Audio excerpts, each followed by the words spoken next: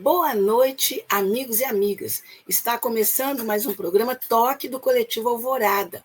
Hoje é terça-feira, 24 de junho de 2025. Gente, o ano já está, para lá do meio do ano. Como está passando rápido, não é? E como esse ano tem sido um ano conturbado, não é? Conturbado nos vários aspectos aí. O plano internacional está pegando literalmente fogo, não é? Uma agressão permanente de Israel e dos Estados Unidos agora, né? Enfim, ao Irã, mas antes a população de Gaza, né, os palestinos, algo muito ruim, né, muito ruim. Não estamos ainda numa terceira guerra mundial, espero que a gente nem chegue, né, mas a situação é muito ruim. Israel e Estados Unidos são países absolutamente agressores, não respeitam o direito internacional, então isso é muito grave. Mas o que a gente vai falar hoje é um outro tema, a gente não está esquecendo esse, mas é um tema muito importante que tem a ver com a vida de cada um de nós. Nós vamos falar sobre educação, a importância da educação e os diversos agentes que estão aí presentes ou não estão na prática educativa, né? Eu estou me referindo a um livro que foi lançado recentemente, que se chama Educação como Prática de Luta e Resistência. Esse livro ele tem como coordenadores, mas também como autores de um dos capítulos, aos professores Aline Choquer Vaz e Daniel Chacon. Os dois são professores permanentes da Universidade do Estado de Minas Gerais, a nossa querida UENG. A professora Aline Choquer, ela é professora do programa de pós-graduação em Educação e Formação Humana da Faculdade de Educação da UENG e professora efetiva dessa mesma faculdade no curso de Pedagogia. A professora Aline Choquer é também vice-coordenadora da Rede Brasileira de Educação em Direitos Humanos da seção Minas Gerais, né? Ela é muito mais coisas que ao longo do programa a gente vai poder aprofundar com ela. Já o Daniel Chacon também é professor efetivo e pesquisador do Departamento de História da UENG, né? E ele é professor visitante na Escola Universitária Católica de Cabo Verde, na África. E esse livro que eles coordenaram, né, organizaram, mas também são autores, vai tratar de práticas, né, envolvendo a educação, que são práticas de resistência. E vai na contramão, digamos assim, daquela história oficial, né, da educação, da própria pedagogia. Mas o livro não é um livro de história, efetivamente. É um livro que trata da questão da resistência, né? Bom, eu acho que eu já falei muito, né? Eu já vou chamar o professor Daniel e a professora Aline, mas antes lembrando que o programa hoje, por uma questão de agenda de nós três, foi gravado. Nós gravamos o programa na manhã de hoje, ele está indo ao ar agora, no horário tradicional, né, das 20 horas. Então, claro que o chat vai estar aberto para vocês, né, colocarem suas impressões, comentários, trocarem, né, figurinha entre vocês, mas, infelizmente, não tem como, né, a gente, como normalmente faz, colocar as questões de vocês para os entrevistados. Bom, já espero que já tenha muita gente conosco, como acontece todas as terças-feiras, mas para quem vai chegar no meio do programa ou mais para o final, aí dependendo dos compromissos, não tem problema. Vocês podem assistir o programa inteiro lá no YouTube do canal do Coletivo Alvorada, né? No Toque do Coletivo Alvorada. O programa fica lá e você assiste aí de acordo com a sua disponibilidade. Bom, então, boa noite, professor Daniel Chacon. Prazer e honra ter você aqui conosco. Boa noite, Ângela. Boa noite, Aline. Inicialmente, na minha primeira fala, eu gostaria de já marcar aqui a minha solidariedade ao povo palestino e o meu repúdio à prática fascista, genocida, né, da política sionista, Então, deixo aqui já registrado toda a nossa solidariedade à luta histórica do povo palestino pela sua dignidade e pelo direito de existir enquanto povo. Exatamente. É a posição nossa, a posição do Coletivo Alvorada, eu acho que de toda pessoa minimamente democrática, né? Que preze os direitos humanos, a seriedade, né? Bom, boa noite, professora Aline Choquer. Prazer e honra tê-la aqui com você, ter você conosco aqui hoje.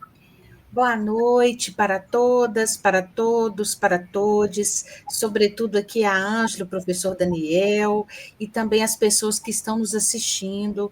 É sempre muito feliz essa oportunidade de falar sobre educação e resistência, e eu gostaria de agradecer o programa, essa oportunidade que nós estamos tendo aqui desse bate-papo e dessa reflexão tão importante. Bom, a gente que, em nome do Coletivo Alvorada, agradece muito a presença de vocês, né? E o professor Daniel já é um velho conhecido nosso, um amigo, ele esteve aqui, se não me engano, há 2 anos, quando o lançamento de outro livro dele. A professora Aline é uma amiga mais recente, né? Mas a gente fica muito feliz com a presença dos dois, e a gente sabe que essa conversa, né, é uma entrevista, mas, na verdade, é uma conversa, ela vai ser muito importante, eu diria, para cada um de nós, né? Para todos que estão assistindo, e é por isso que eu peço, desde já, que vocês já curtam o programa, né, e vocês compartilhem, porque é a forma que os algoritmos entendem, né, para a gente ter asas e pernas para ir mais longe. Quanto mais curtida, quanto mais compartilhamento, essas ideias, né, chegam mais longe. Então, compartilhem nos grupos da família, nos grupos de amigos, né, porque tratar da questão da educação e da resistência é sempre fundamental. Bom, eu quero começar então, e eu não sei qual dos dois que quer dar partida, mas eu vou lançar a pergunta e vocês decidem, né, quem começa. Eu gostaria que vocês falassem sobre esse livro, né? A gente sabe que ele tem 12 capítulos, que vocês são organizadores, mas também são autores, aí olha só o livro, né, sendo mostrado. Isso. A gente tem também um card do livro, né? A gente pode exibir também aí, né? E então é a editora Vozes, não é? Então as pessoas podem ter acesso. Já está nas livrarias, gente? Sim. Já. Então, sim. Na Voz, aqui em Belo Horizonte, fica ali na esquina de Augusto de Lima com Bahia, não é? Tem uma loja da Vozes, então, né, já está disponível aí. Bom, então a pergunta é, de vocês dois, ou os dois, não sei, né? Vocês decidem quem fala primeiro, fala um pouco sobre o livro, como é que foi a ideia, por que vocês decidiram tratar desse tema e como é que é a estrutura dele. Quem quer começar? Então, vamos fazer o seguinte, como são 2 questões, de como surgiu a ideia e tudo mais, e da estrutura, então eu respondo a primeira questão e a Aline traz a questão da estrutura. Pode ser, Aline? Beleza. E a gente já está acostumado, a gente faz muitos trabalhos juntos, então o nosso entrosamento aqui é bom para bater papo. Uhum. Mais uma vez só, reforçar então os agradecimentos, e que a Aline já trouxe, agradecer aí a Ângela, o coletivo, a equipe técnica, pela oportunidade de estar aqui de volta. Tivemos aqui, já falando sobre um outro livro que eu escrevi sobre Paulo Freire, e agora trabalhando com essa obra que ela surge em diálogo, né, com a editora Vozes, que atualmente eu sou autor vinculado a 2 editoras, os meus textos no campo da história, da educação, eu tenho publicações pela editora Vozes, e alguns textos no campo da filosofia, da teologia, pelas edições Loyola. E em diálogo, né, após nós publicarmos os nossos 2 últimos livros, né, pela editora Vozes, que é essa obra aqui, Pedagogia da Resistência, escritos a partir da vida e obra de Paulo Freire, que é uma obra em parceria com o Conselho Mundial dos Institutos Paulo Freire, você tem capítulo do próprio Paulo Freire, você tem textos dos principais pesquisadores e pesquisadoras no Brasil e no mundo, e após a publicação da nossa obra autoral, 10 lições sobre Paulo Freire,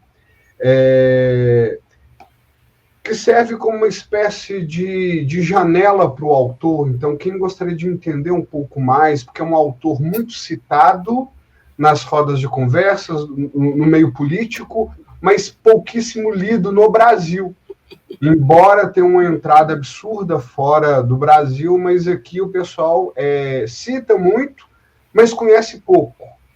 A extrema-direita critica sem saber o conteúdo, e parte significativa da esquerda também cita como frases bonitas, isoladas, sem aprofundar de fato a radicalidade da crítica freiriana.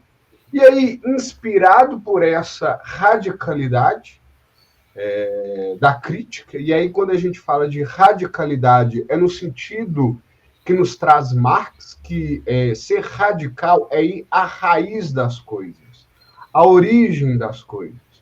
Então, o Paulo Freire reconhece a contradição opressor-oprimido, a sociedade de classe, o modo de produção capitalista, como a raiz dos problemas no campo da educação contemporânea, moderna e contemporânea. E aí, inspirado por essa dimensão de radicalidade e de compromisso com os que sofrem, de compromisso com a comunidade LGBTQIA+, com os indígenas, com as mulheres, com a comunidade preta, nós nos colocamos, então, diante desse desafio de organizar uma obra. Então, é uma obra que ela é coletiva, intitulada Resistências da História da Educação, Perspectivas Contra-Hegemônicas. É uma obra coletiva. Por que uma obra coletiva? Nós entendemos que, do contrário do que é o mote da lógica neoliberal, do ser neoliberal, que é a ênfase na individualidade, no poder daquele indivíduo sozinho, realizar o que precisa ser realizado para alcançar, então, os méritos do seu esforço, nós entendemos que a produção de conhecimento ela é um fenômeno social. É lógico que parte também das características da individualidade, dos atributos de cada um, porém, o conhecimento não é uma relação só entre um sujeito e um objeto. É uma relação entre sujeitos. Então, a produção do conhecimento é sempre um fenômeno social.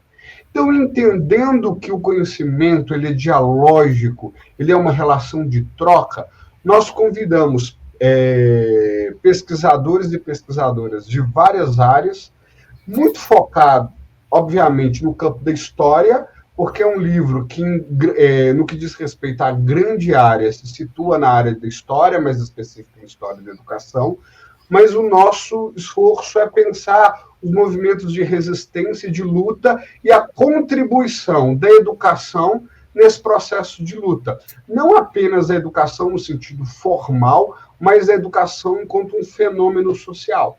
Considerando, então, que as obras de história da educação, e a gente tem, sim, boas obras aqui no Brasil nessa área, mas elas acabam seguindo uma perspectiva que ela já está sacralizada, né, cristalizada, que é uma perspectiva de contar, de narrar a história educacional brasileira a partir dos grandes marcos, dos marcos legais, das tendências teóricas.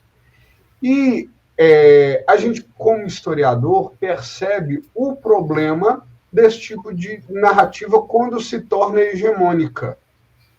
Então, nós apresentamos, né, em diálogo com a editora Vozes, nós então fechamos essa proposta desafiadora, que é repensar a história da educação, mas repensá-la considerando o protagonismo de grupos sociais que são invisibilizados, mas que são essenciais para a história e para a construção, não só da educação, mas do Brasil.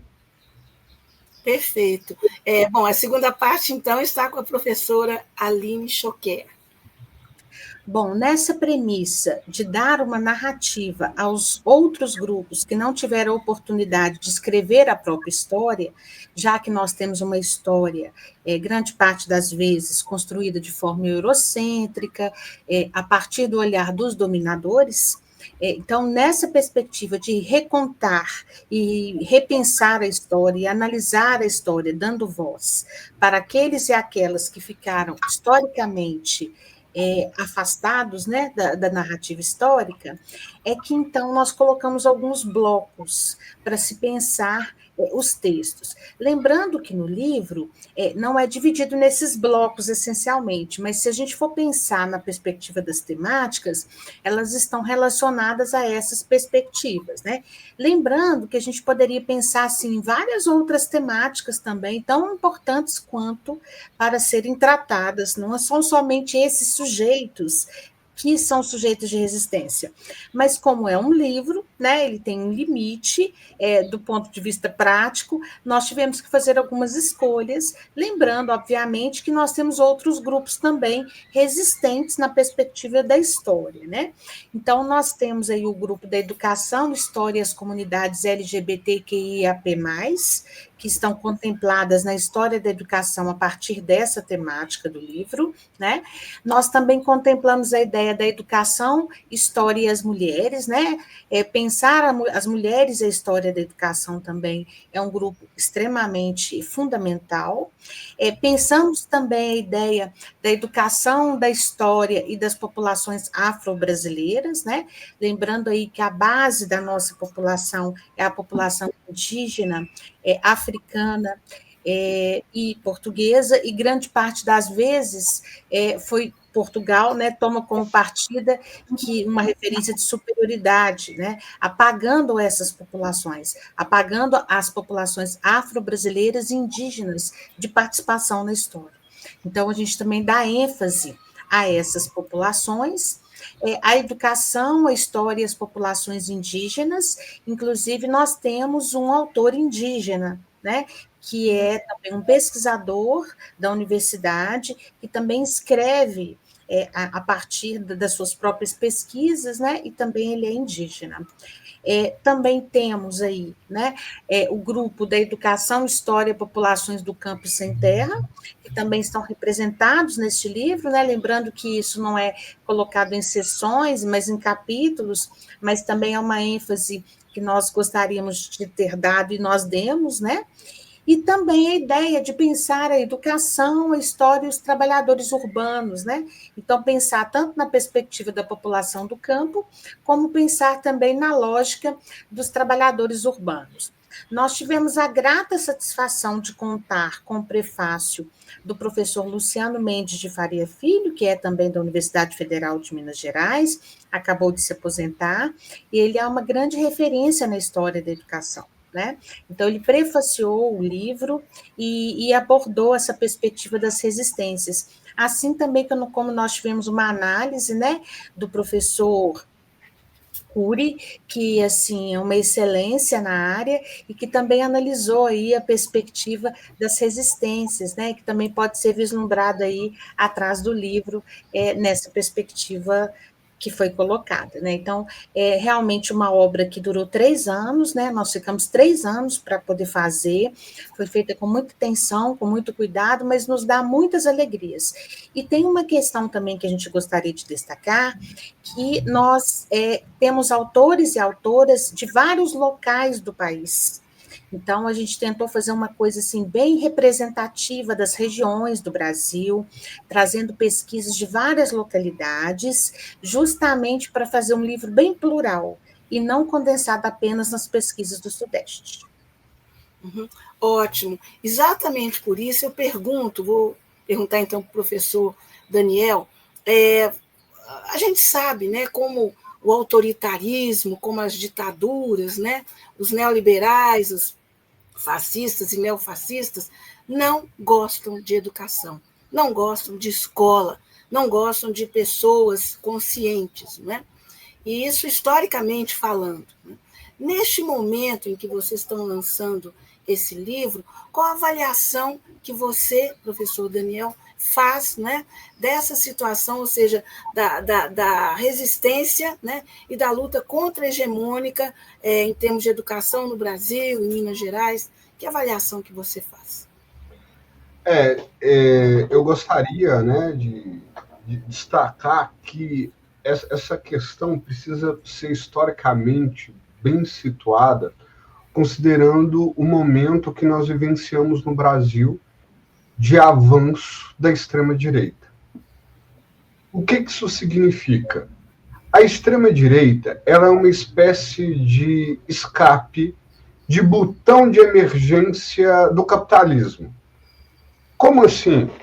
Vamos pensar no seguinte cenário. O capitalismo, e Marx, já no século XIX, havia demonstrado isso no Capital, ele passa por ciclos. E nesses ciclos do capitalismo, em que ele se reinventa, ele sofre crises constantes. Então, a gente pode citar várias crises ao longo da história do capitalismo. Diante da crise do capitalismo, o que acontece? Nós temos como uma das possibilidades fortes a organização da classe trabalhadora, com o objetivo de superar essa lógica de produção que é baseado na exploração da classe trabalhadora. Para evitar que haja organização social, superação do modo de produção capitalista, o próprio capitalismo ele produz um movimento para tentar, diante da crise, proteger a própria estrutura do capital. Então, diante das crises, o capitalismo ele tem como saída os movimentos assim, como foi o nazifascismo, como é o bolsonarismo na atualidade aqui no Brasil. Qual que é a questão fundamental? Há um descolamento da leitura da realidade e eu costumo chamar isso de síndrome de Dom Quixote. Lembra daquele clássico da literatura? Dom Quixote, então, era um homem idoso que, depois de ler muitos livros aí de heróis, de cavaleiros e tudo mais, ele sai numa peregrinação própria, buscando encontrar justamente isso, esses desafios do herói medieval. E Dom Quixote, ele via em moinhos de vento inimigos, monstros a serem derrotados. É isso que o fascismo faz. O fascismo, o que ele faz? Ele cria inimigos imaginários, com o objetivo de tirar a atenção da classe trabalhadora do problema, da raiz dos problemas, a lógica de produção, da vida cultural, social, política e econômica, e começa a trazer inimigos imaginários. E um desses inimigos imaginários é o professor, é a educação, é Paulo Freire, é a doutrinação. Então, esse discurso, ele tem como objetivo ser um discurso fundamentalmente ideológico. Bom, quando a gente fala de ideologia é uma palavra, assim, muito citada, mas às vezes assim, a gente não compreende com propriedade o que significa, né? Pensa o seguinte, eu sou míope. Embora eu tenha pouco de miopia, eu sou míope. E aí, para eu poder enxergar o mundo com clareza, com propriedade, eu preciso utilizar óculos.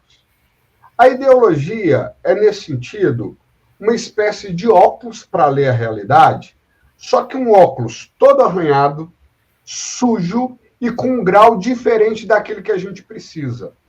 Não sei se você já teve a experiência, Ângela, Aline, e você que nos acompanha aí, de utilizar, nem que seja por brincadeira, pegar um óculos da coleguinha, e colocar-se um óculos, que não é o seu grau. Sobretudo, se é um óculos assim, com um grau muito superior, elevado ao seu.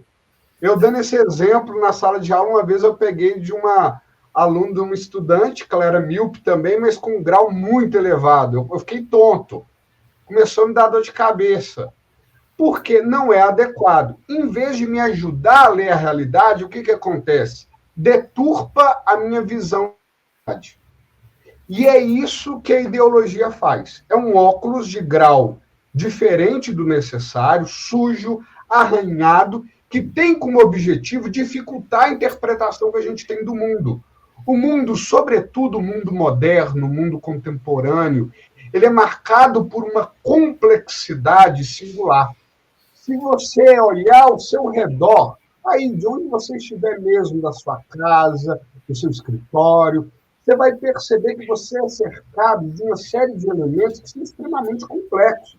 A gente tem na palma da nossa mão um elemento que nos conecta com o mundo inteiro, a gente interage bem, mas se você não é da área, você não consegue explicar como isso funciona. E isso se aplica à televisão, à luz elétrica, né? À luz, à eletricidade, e a tudo aquilo que a gente, nesse sentido, tem como acesso muito cotidiano. Eu percebo que o nosso mundo atual ele é muito complexo, e a gente precisa de chaves para poder interpretar esse mundo. O que a extrema-direita faz, então? Diante da crise do capital, para evitar com que a classe trabalhadora leia o mundo adequadamente e entenda qual é a raiz, a origem dessa crise, a origem do sofrimento do trabalhador, da trabalhadora, ela tenta desviar o foco, ideologicamente apresentando um óculos sujo, embaçado e um inimigo inexistente, para tirar o nosso foco. E, nesse sentido, a educação ela é pauta de disputa histórica, de disputa política. Porque na educação a gente pode encontrar recursos para aprofundar a desigualdade e a alienação, ou podemos encontrar também na educação um instrumento muito valioso para poder pensar os movimentos de organização social em busca de superação do modo de produção capitalista. Exato. Pegando a deixa, né, do que o professor Daniel falou, eu gostaria de perguntar para você, professora Aline, o seguinte: a extrema-direita no Brasil ela tem essa fala, né, da escola sem partido, né? Mas, na prática, o que ela propõe, né, são as tais escolas cívico-militares, né, que, na verdade, é o que há de partidarização elevado a N numa perspectiva da extremíssima direita. Né? Então, gostaria que você falasse um pouco sobre essa questão, né? E se no livro tem alguma abordagem nessa linha, mesmo que na questão da resistência a esse tipo de proposta. Bom, então vamos lá. É muito interessante pensar, quando se fala em escola sem partido, porque parte-se do pressuposto que existe uma escola neutra e que o que se aplica há anos e anos e anos é a neutralidade e que os militantes da esquerda transformam a escola em partido, né? Isso é um grande equívoco. E aí, a partir da orientação, assim, a partir da análise do professor Daniel, que ele colocou aí, e muito interessante, não existe uma perspectiva, isso é uma grande falácia, né? Isso é um engodo. Não existe uma escola sem partido, porque não existe neutralidade em nenhum espaço educativo, nem da sociedade, nem da vida. Então, eu estou colocando a antítese disso? Não, eu não estou dizendo que todos os lugares têm um partido propriamente dito, mas todos os lugares são espaços políticos. E aí a gente está entendendo a política não como apenas a política partidária, mas como a política enquanto um espaço e campo, né, de lutas, de falas, de posicionamentos, de cidadania. Todos os locais são políticos, porque eles têm a humanidade, temos nós, a condição humana nesses espaços. Portanto, a gente não pode dizer que existem espaços apolíticos e espaços políticos. Nesse sentido, então, não dá para dizer que existe uma escola sem partido, como se a gente tivesse uma escola que fosse neutra ou uma escola que não fosse política. A escola, ela perpassa desde a sua criação a partir de vieses e campos políticos. E a gente tentar despolitizar isso é um grande erro e um grande equívoco. é uma falácia, vamos dizer assim. Aí, o que a extrema-direita faz? A extrema-direita cria esse engodo, né? Essa ideia inexistente de uma escola sem partido, e coloca na escola o seu próprio partido. Então, qual que é o seu próprio partido? O seu próprio partido é uma educação acrítica, é uma educação em que o sujeito não pensa, em que o sujeito ele é automatizado, que ele é educado para obedecer ordens, que ele não tem uma relação de conhecimento de si e nem produz praxis, né? É um sujeito que se distancia de si mesmo e da sua vocação ontológica, como Paulo Freire fala, né? Então, a escola sem partido é justamente isso. E as escolas cívico-militares, que têm muito partido, que é a lógica da extrema-direita, elas são escolas que, infelizmente, caminham nessa perspectiva de uma educação acrítica, de uma educação de obediência, de uma educação que não discute as desigualdades sociais, que não discute a natureza do capitalismo que causa a exclusão, de uma escola que ensina a passividade e ensina as camadas populares a referendar a sua própria pobreza e a legitimar a sua própria condição de pobreza e de desigualdade frente aos grupos abastados, né?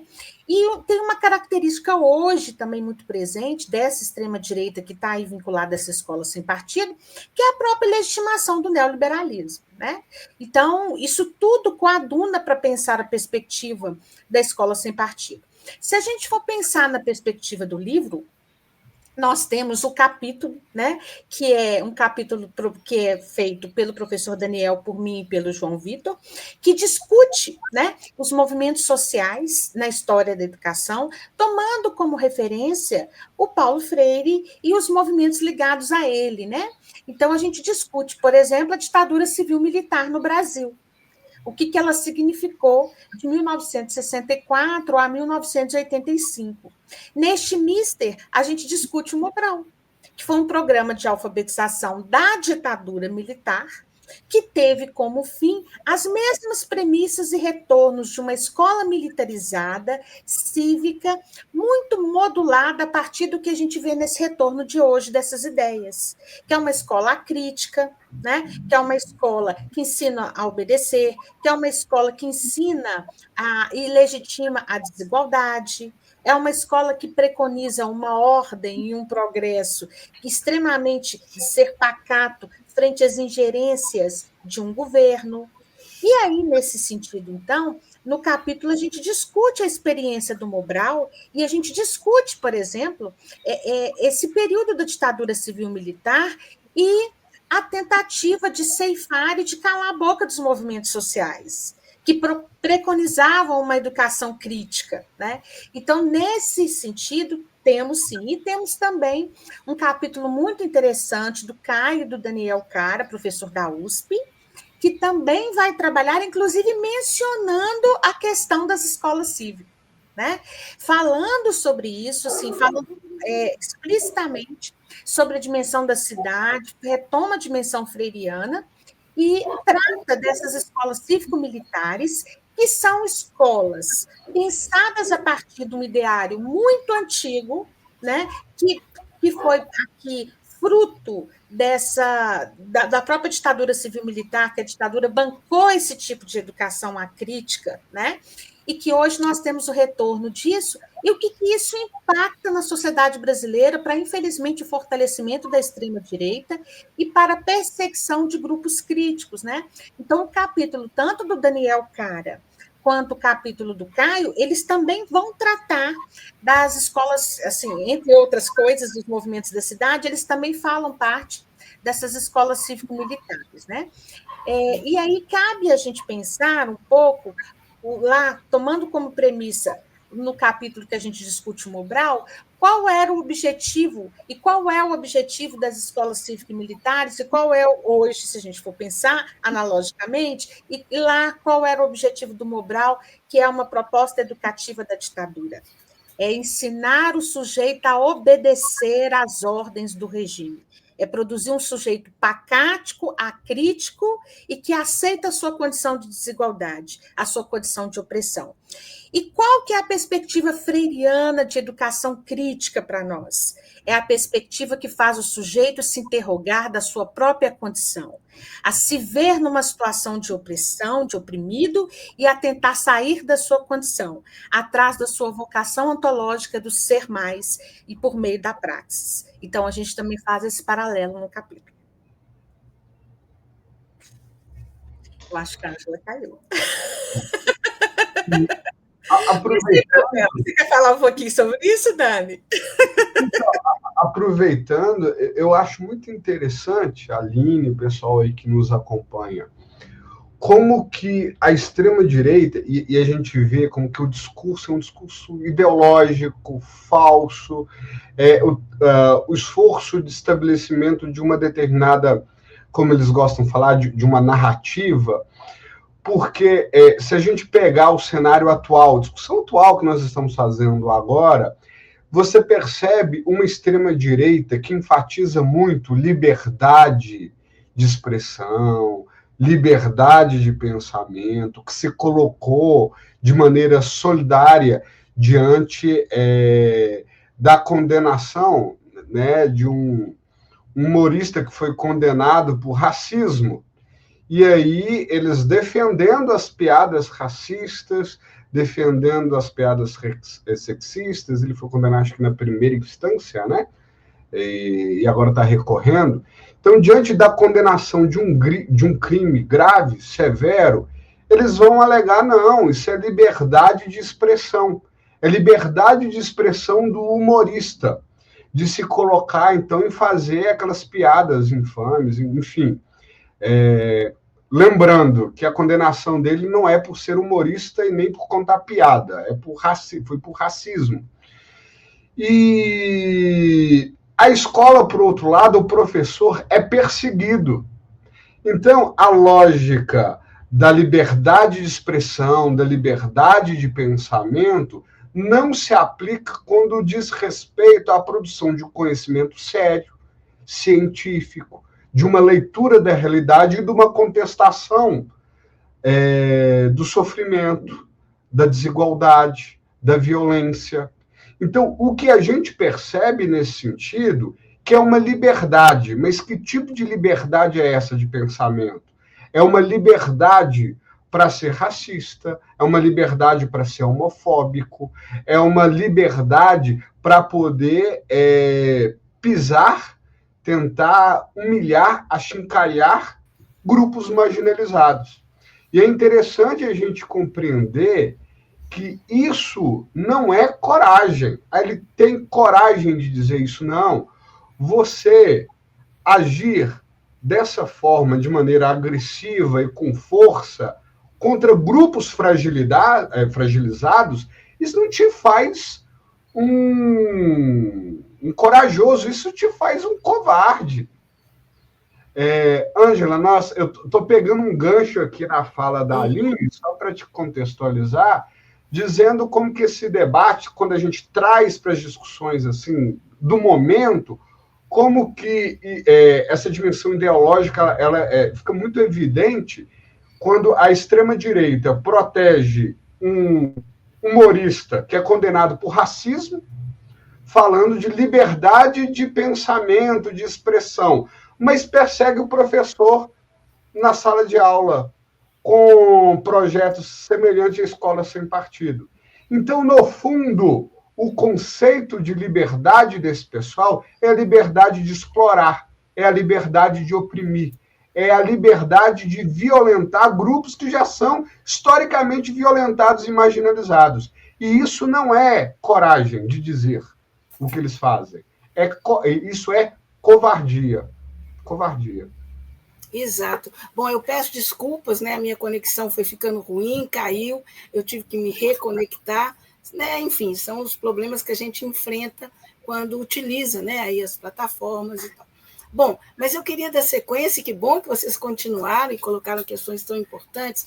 Eu queria dar sequência perguntando para a professora Aline a respeito, a gente sabe, né, que o neofascismo, né, esse autoritarismo, que, enfim, a extrema-direita quer imprimir a educação, né, como prática da alienação, digamos assim, né, da parte deles, né, ela pode ser, essa tentativa, ela pode ser desmembrada em duas atuações.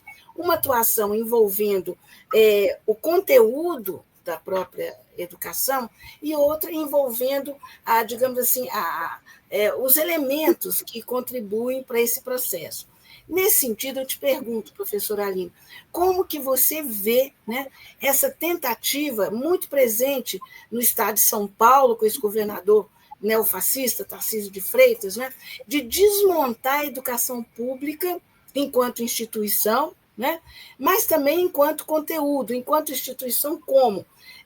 Privatizando as escolas, a gestão das escolas, quando a gente sabe que é uma grande conquista, né, no Brasil, a gente ter conseguido a educação pública e gratuita, né, aí no ensino elementar, no ensino intermediário, ensino médio, né, e também a própria universidade pública, né? Então, esses dois braços, né, como que você vê isso e como você vê a articulação entre eles? Bom, uma das características, então, da extrema-direita nesse momento, que, infelizmente, né, não é só no Brasil, né, a gente vê um crescimento da extrema-direita em todo o mundo, isso é muito sério e grave, né, é se aliar à perspectiva do neoliberalismo, né? É um pouco diferente do contexto passado, se a gente for pensar no fascismo na sua origem, né? Então, nesse mister, então, a gente tem de mãos dadas a ideia desse ultra-neoliberalismo, de mãos dadas com a perspectiva da extrema-direita, que tem como fim, né, o ataque frontal às instituições públicas, sobretudo as instituições de ordem democrática, e não só as instituições públicas, mas todas as instituições que representem um pensamento da pluralidade da democracia.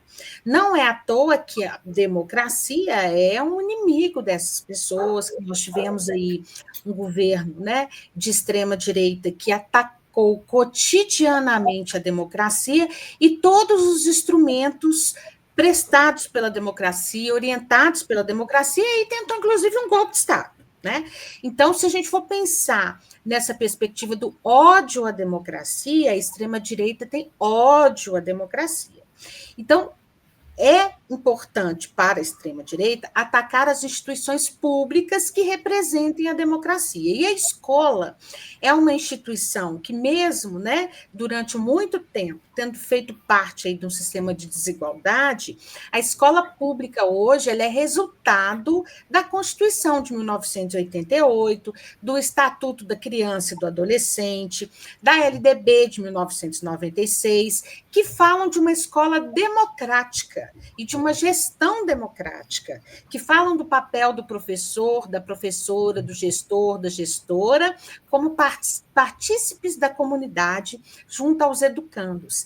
Então, a escola hoje ela é fruto desses movimentos após, né, o término da ditadura civil-militar, da redemocratização, de tudo que foi feito nesses anos, do final dos anos 80, 90, em favor de políticas que possam pensar uma escola democrática. Só que eles se aliam ao neoliberalismo para privatizar essas instituições, querendo privatizar e dar o poder para o capital econômico, como também a universidade é alvo dessa política, não é só a escola básica, né?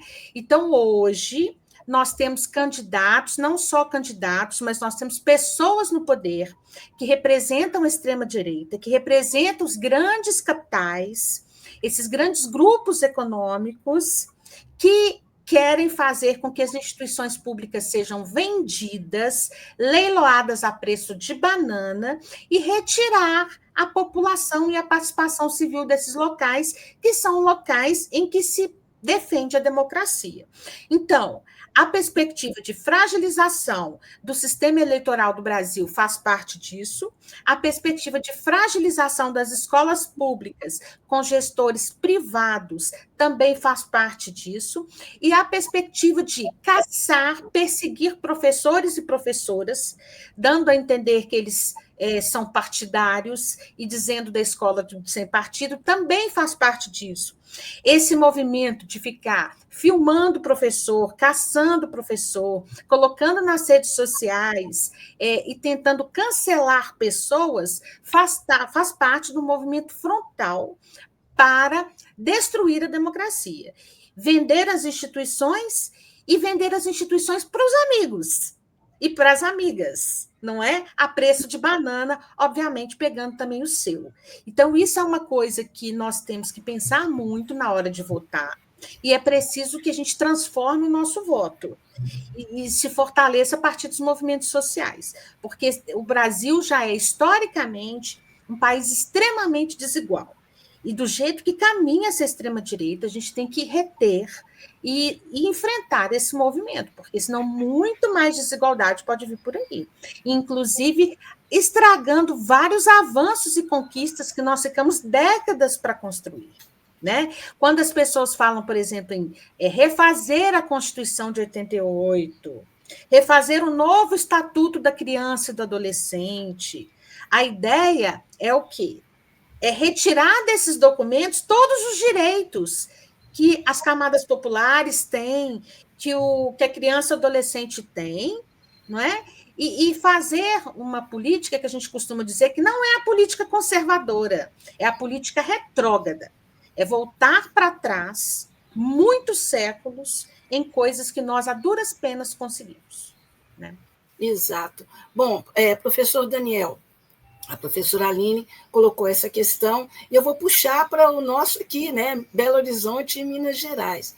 A gente tem hoje um prefeito de extrema-direita, né, que no meio de uma guerra foi para Israel conhecer práticas, né, de vigilância, e, na verdade, era um processo de doutrinação, né, como ficamos sabendo, né, para que os prefeitos que lá estavam, os parlamentares, se tornassem embaixadores da verdade, né, de Israel em se tratando da faixa de Gaza, né?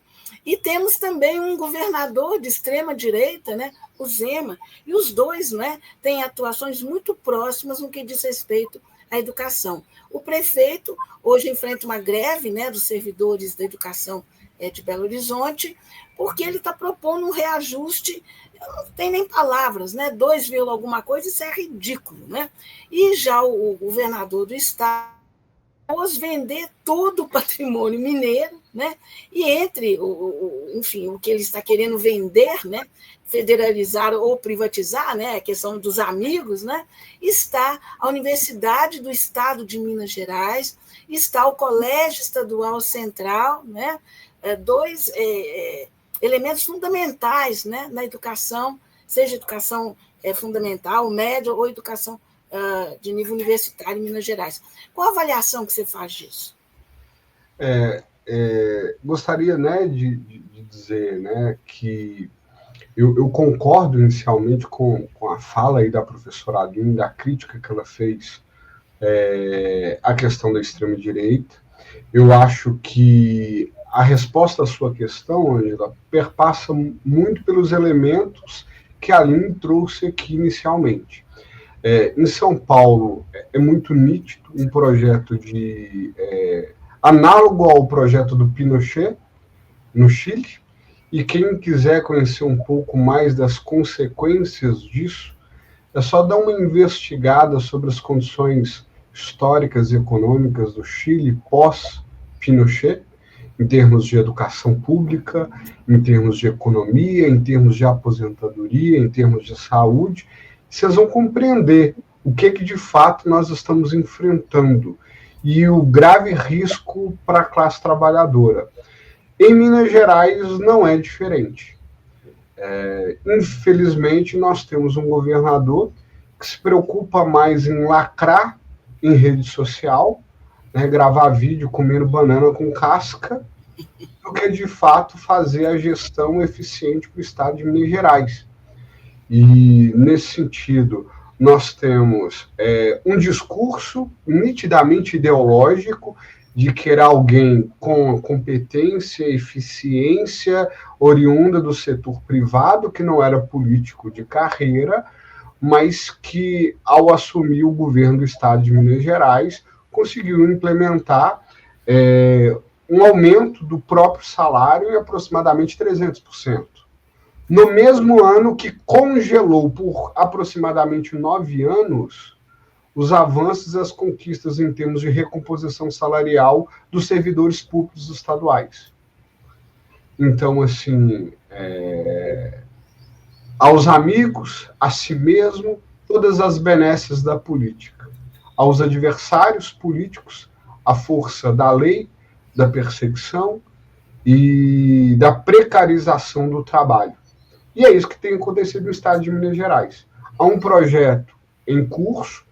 Inicialmente, você tem uma aproximação, uma proposta de aproximação em termos de resolução de problemas, né, econômicas, de dívida do Estado com a União. E aí você tem o projeto do Propag, que seria muito interessante, é um projeto assim, de regularização dessa questão. Porém, o governo Zema ele consegue pegar um projeto interessante, que seria assim, muito viável para o estado de Minas Gerais, e transformar isso em algo mais caricato do que o vídeo dele comendo uma banana com casca.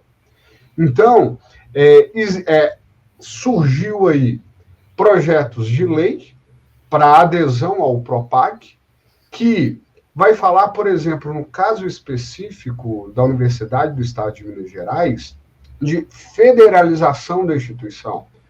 Mas lembra que eu falei com vocês da questão do óculos?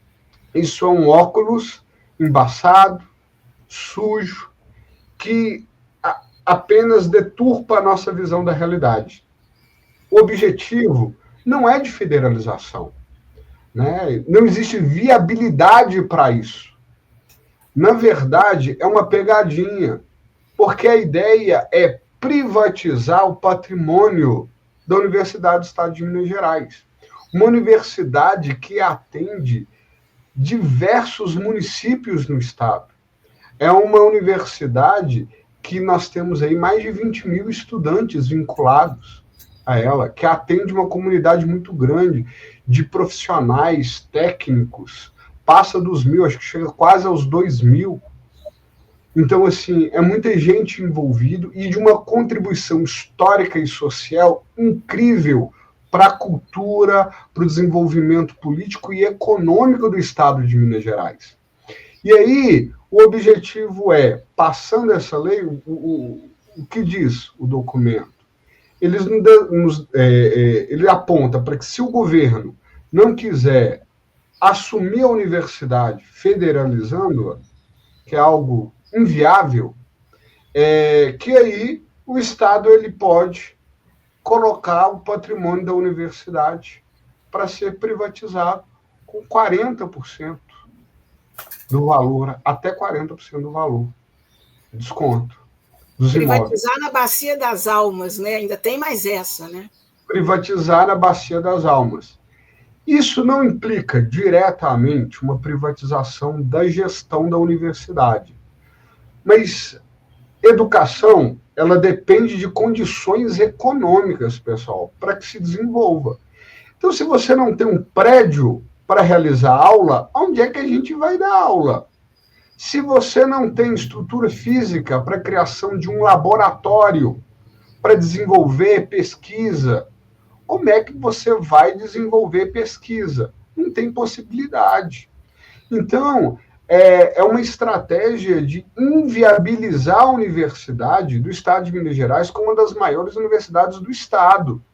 Então, a ideia, nesse sentido, é precarizar o trabalho e impossibilitar o desenvolvimento, para aí sim avançar no segundo estágio desse projeto, que já apontava o Darcy Ribeiro, que a crise na educação, ela não é uma simples crise, ela é um projeto político. Então, é um projeto político de, nesse sentido, inviabilizar esse tipo de educação, para que a educação fique nas mãos de grupos poderosos, de empresários poderosos, de seus amigos. E, nesse sentido, a gente percebe que a educação do Estado, a Universidade do Estado de Minas Gerais, é uma universidade que atende não só aqueles estudantes que tiveram condição de ter uma formação de base assim, muito boa, sabe? Mais de investimento. Quando eu falo muito boa, assim, que pôde se dedicar aos estudos, que não precisou trabalhar, que não precisou dividir o seu tempo na adolescência com trabalho, com outras atividades, com cuidar de irmã mais novo, mais nova, ajudar o pai e a mãe em casa. Não é uma universidade que atende, então, esse modelo de uma classe média do Estado, mas é uma universidade que, sobretudo, atende muitos estudantes que são da classe C, da classe D, gente, assim, trabalhador, gente vulnerável, gente de contexto, assim, de periferia. E eu falo isso, sobretudo, considerando a nossa experiência como professor, as nossas estudantes, seja no curso de pedagogia na FAES, seja no curso de história, são estudantes trabalhadores, trabalhadoras, sabe? Então, assim, é uma oportunidade para a classe trabalhadora ter acesso a uma educação pública e de qualidade. Só que a extrema-direita, ela não admite que os mais pobres têm acesso a esse tipo de conhecimento, de desenvolvimento social e pessoal. Porque o intuito deles é continuar mantendo o quarto do despejo, o quarto da empregada doméstica, que vai desenvolver um trabalho análogo à escravidão. É o trabalho do cortador de cana, que vai ser explorado, não pelo problema do trabalho em si, do cortador de cana ou da empregada doméstica, mas da exploração que essas pessoas vivenciam. É isso. E aí a gente vê constantemente na mídia grandes empresários falando que hoje em dia, por conta das políticas sociais, que você não encontra mais trabalhadores que querem trabalhar. Trabalhe você num regime de exploração. Trabalhe você, empresário, grande empresário, nesse tipo de trabalho, cortando cana 8, 10 horas por dia, sem direito a descanso remunerado, sem férias remuneradas, ganhando um salário que você não tem condição de manter as suas contas. Obviamente que ninguém quer isso. A gente quer trabalho digno, é trabalho justo, é reconhecimento, e reconhecimento no campo do trabalho é valorização, é condições boas para o exercício do trabalho e remuneração justa.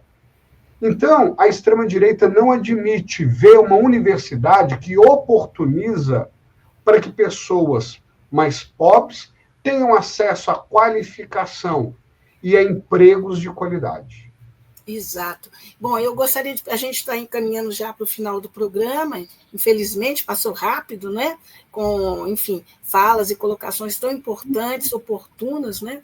De vocês dois. Mas eu quero perguntar para a professora Aline a respeito do colégio estadual.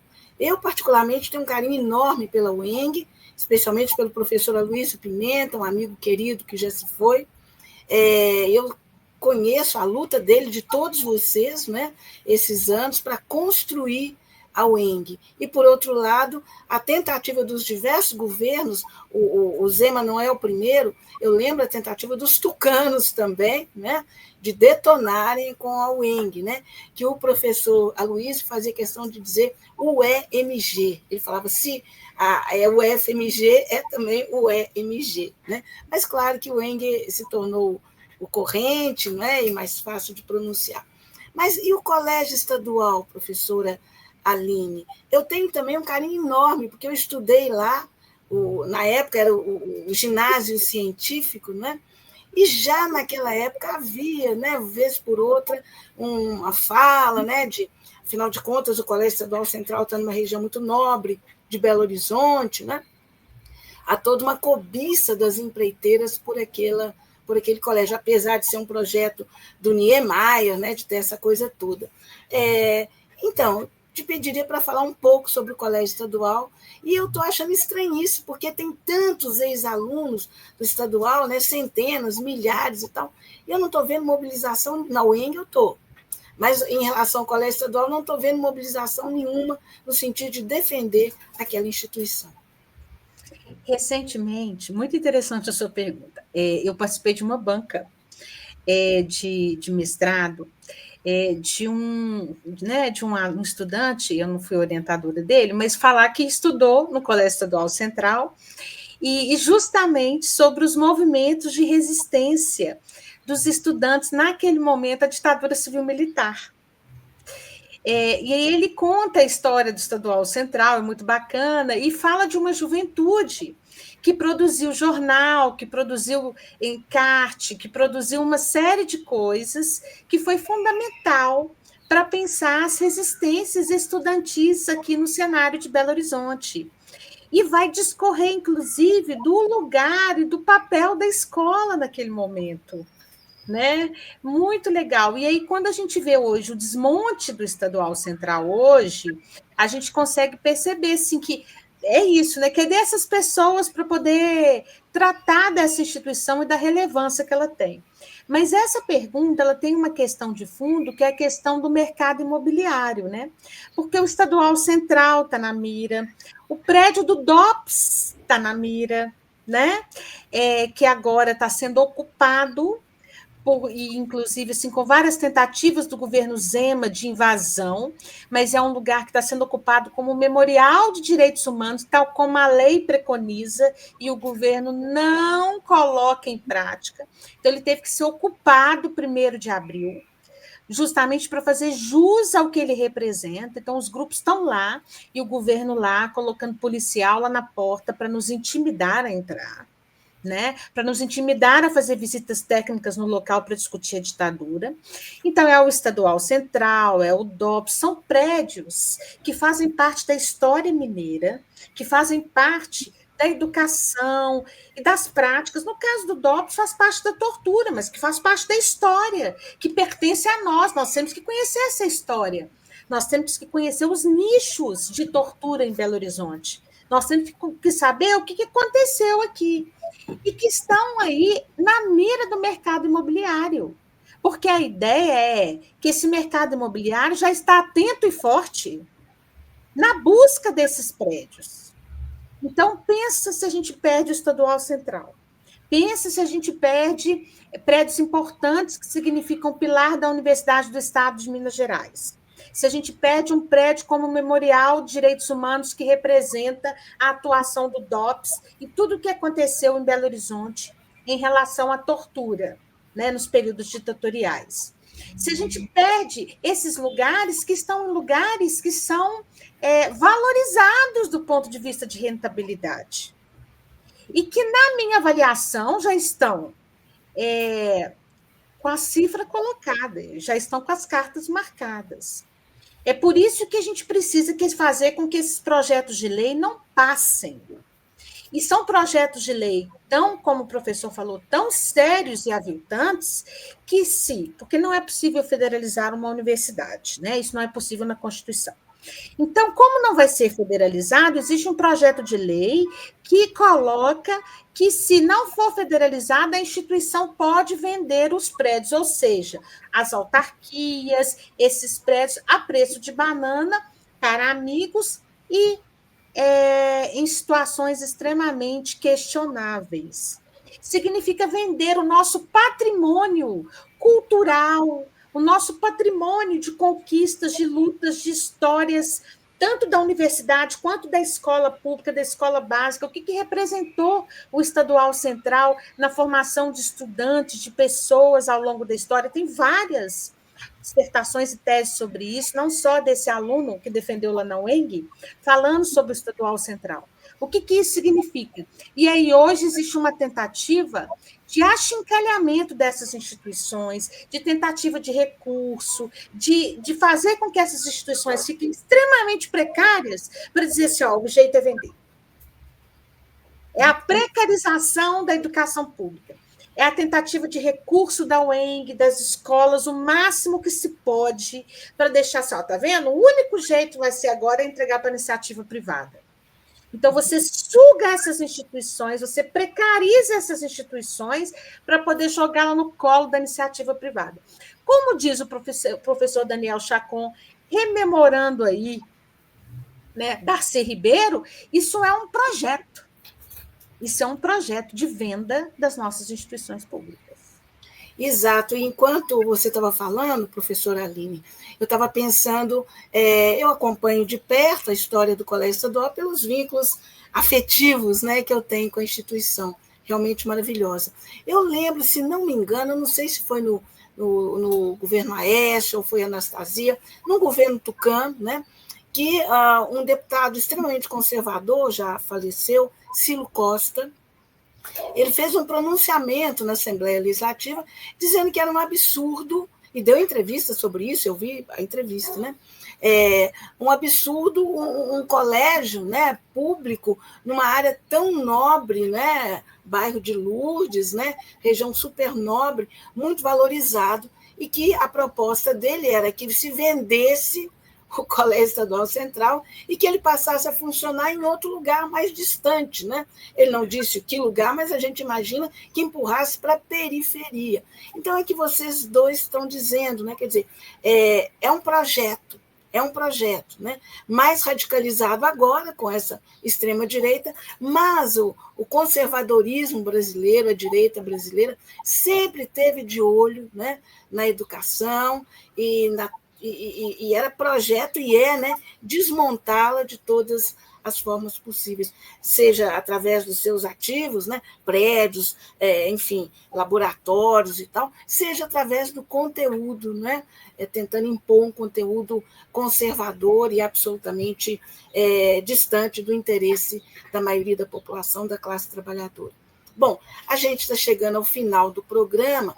Eu vou pedir, se vocês puderem, ficar mais um minutinho antes das considerações finais de cada um, palavra aberta para vocês, né, colocarem o que acharem conveniente, mas eu vou pedir à produtora técnica, Alexandra Badaró, para exibir, são 2 cards da atuação do Coletivo Alvorada, que tem tudo a ver com essa questão da educação e da luta pela educação pública, gratuita e de qualidade, não é?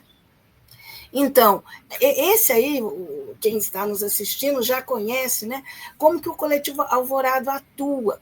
Ele, entre outras atuações, ele exibe cards em penas de prédios, né?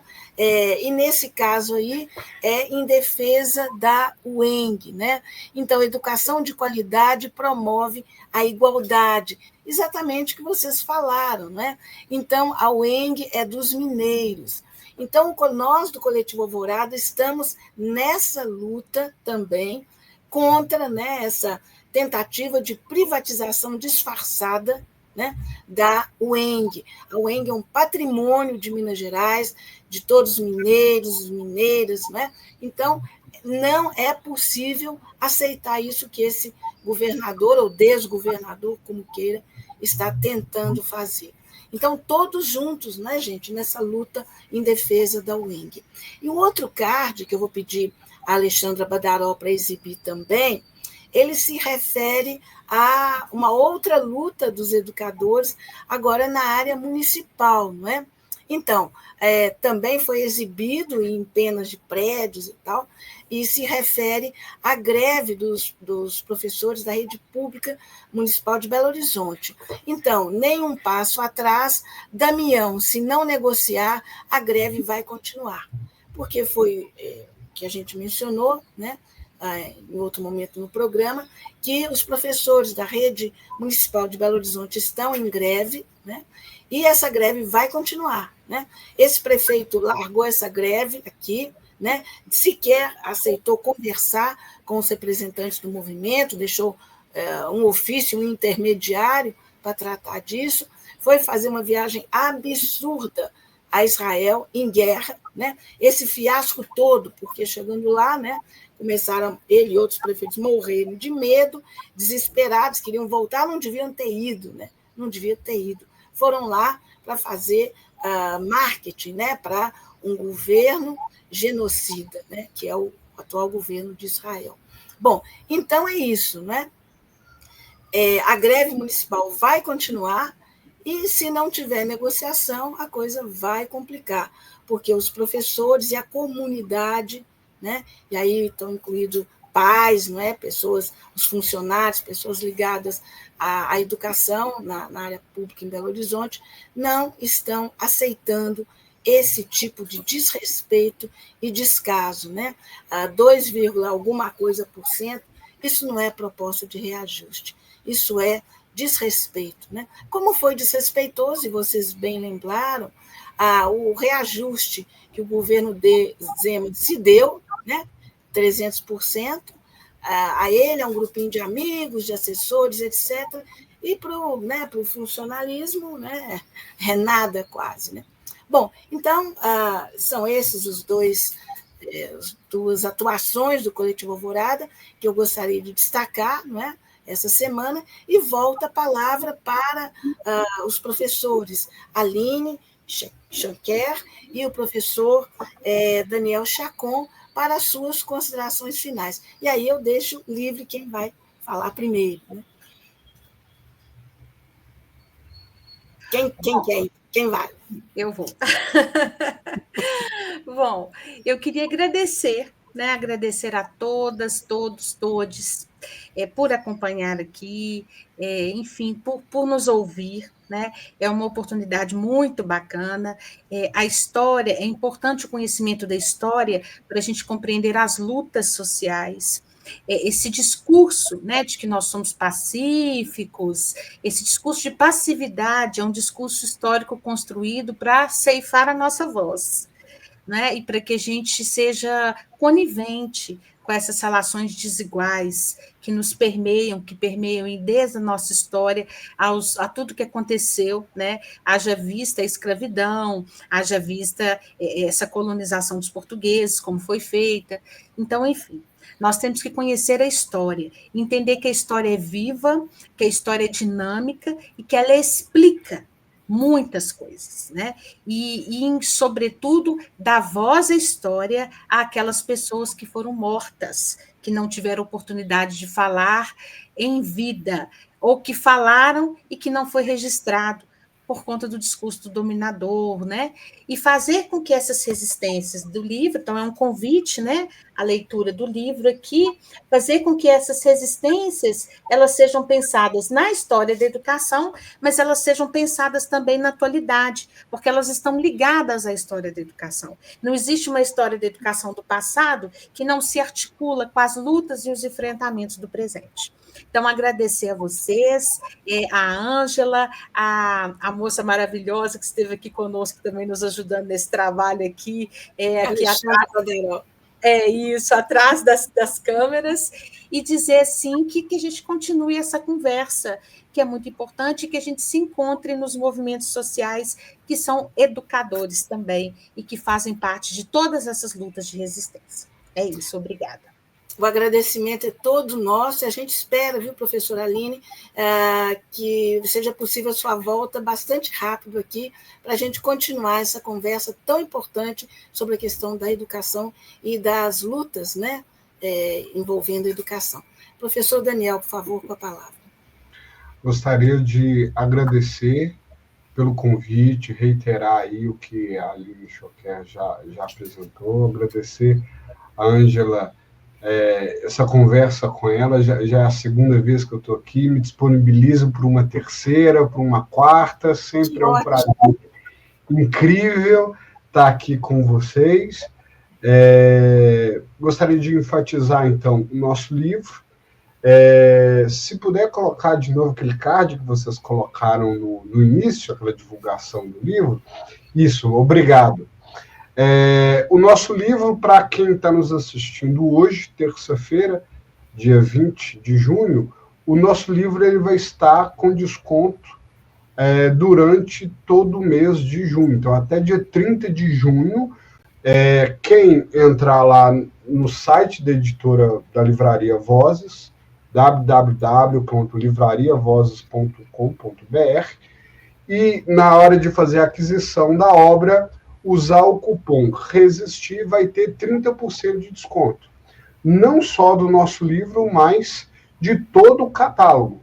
Então, além do livro Resistências na História da Educação, Perspectivas Contra-Hegemônicas, vocês vão poder também adquirir Pedagogia da Resistência, escritos a partir da vida e obra de Paulo Freire, e 10 lições sobre Paulo Freire. Todos esses 3 livros vocês vão encontrar com 30% de desconto. Então, no mais, me coloco à disposição. Infelizmente, como as nossas agendas, né, não foram possível a gente casar para estar aqui conversando ao vivo, de fato, né?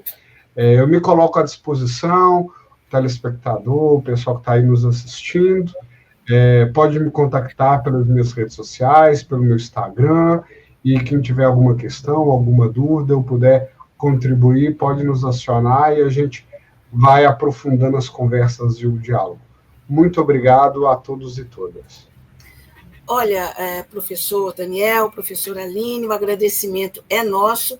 E olha, fica a dica também, viu, gente? Esse mês é o mês dos namorados, não é? Não acabou ainda não, ainda temos uns diazinhos aí pela frente. Então, a dica aí é um livro maravilhoso para dar para o namorado, para a namorada, para o ficante, né? E também para o pai, para a mãe, para o amigo. Essa questão da educação envolve todos e todas e todes, né? Todo mundo, né? É uma questão que interessa, mesmo que muita gente não se dê conta disso, interessa a todo mundo. Então, mais um motivo para que as pessoas se interem, leiam, acompanhem e passem, a ter uma atuação mais ativa, né, na defesa da educação, né? Uma atuação tão bacana, tão brilhante, como tem o professor Daniel e a professora Aline. E claro que a gente vai, em breve, convidá-los de novo para estar aqui, para a gente continuar essa conversa, né? Porque tem muita coisa que, enfim, por uma questão de tempo, a gente não teve como abordar. Então, o agradecimento é todo nosso, viu? Pela presença de vocês, por essa conversa tão importante, tão educativa, né?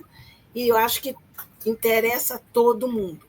Então é isso, né? A gente vai ficando por aqui, agradecendo a todo mundo que assistiu ao programa, lembrando que quem chegou depois, né, não tem problema, vai lá no YouTube, né, e pode assistir o programa inteiro. Ele, assim que termina a exibição, ele vai para o YouTube. Bom, então é aquilo que eu faço toda semana e vocês já sabem. Esse programa não teria acontecido se não fosse a produção técnica da Alexandra Badaró. Esse programa também não teria acontecido se não fosse a produção executiva do Pedro Martins. O Toque do Coletivo Alvorada é uma ação do Coletivo Alvorada. Boa noite, obrigada, professor Daniel. Boa noite, obrigada, professora Aline. Um beijo a todos vocês que estiveram conosco. Até semana que vem. Tchau. Boa noite, pessoal. Obrigada. Tchau, tchau. Tchau, tchau.